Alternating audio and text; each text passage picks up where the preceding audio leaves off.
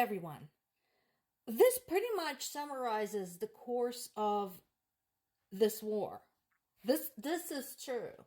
So everybody I know who's still in Ukraine, including my parents, confirms this. This is going on.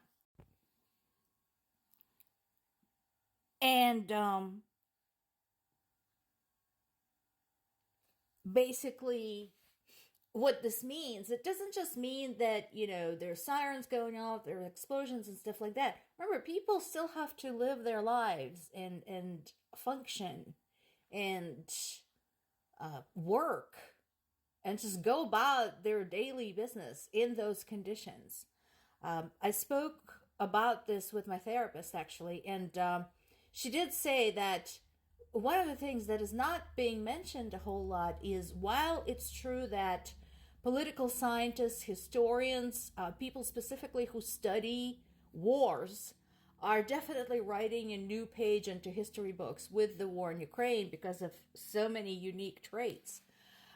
There's also this entire country that is in a state of insane amount of stress, and nobody talks about this.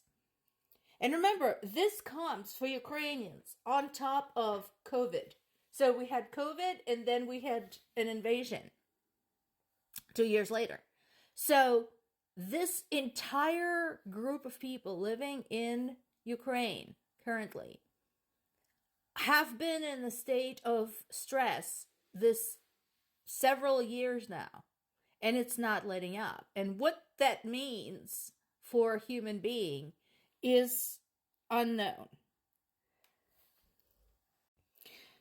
So I have huge respect for Janet Yellen. I do, but I would like to know specific. What does this mean? What consequences? So we know China is big and powerful and authoritarian and has a huge impact on the world economy, including U.S. economy. So my question to Secretary Yellen is, what consequences would you make China face that would be impressive and impactful to China without throwing the rest of the world economy off kilter? Because you can't just say, oh, there's going to be consequences and then not follow up. Because we know, and we've seen this with the example of Russia, that imposing sanctions on them only goes so far. It definitely doesn't do anything to change the hearts and minds, to change people's opinion, because they have been so brainwashed into thinking this war is to their benefit. They don't care, they have nothing to eat. I'm not kidding. Remember, I am trilingual, so I read Ukrainian and Russian language news behind the scenes as I prepare these reports.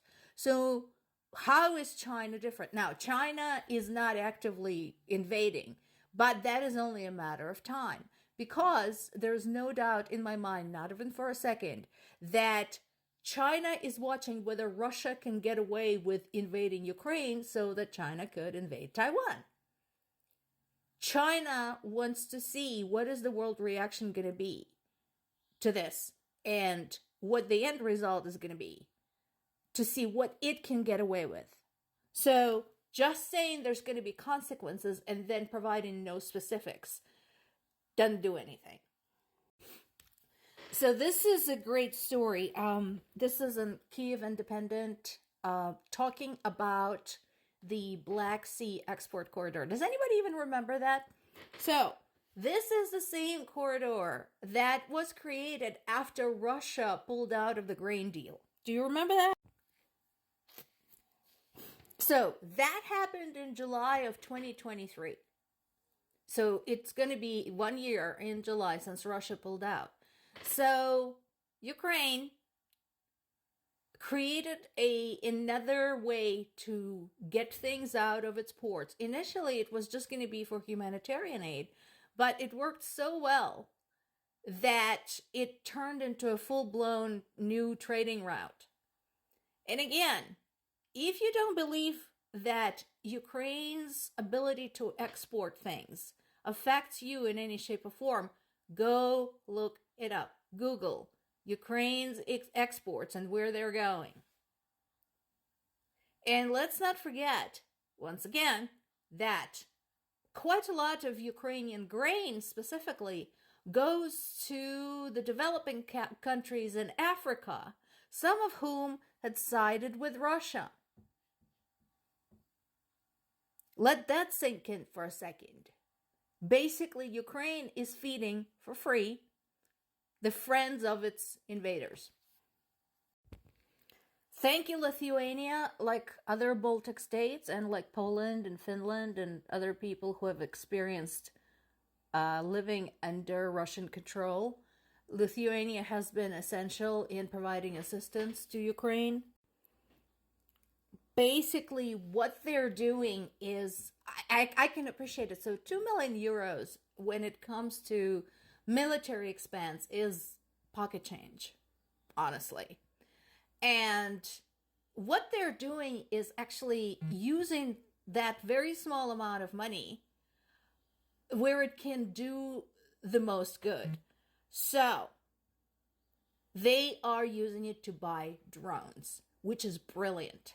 We already talked about this. Drones are small, light, hard to detect, inexpensive to make. Great.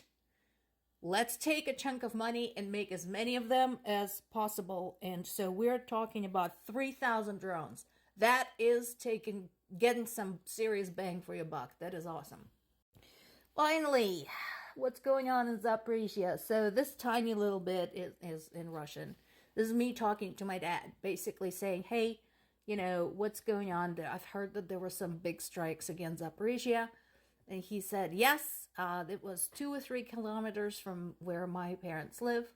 So a mile and a half to 2 miles. But they're alive. So what's actually happened? So this is the damages. Right now, as of this morning, the death toll went up to 4. 2 people at least died in the hospital. 23 were injured. More than 40 buildings were damaged, including 24 houses, 9 multi-story high-rises, a dorm, and a kindergarten. And of course, Russians will tell you that those were all valid military targets. Actually, that's not what happened.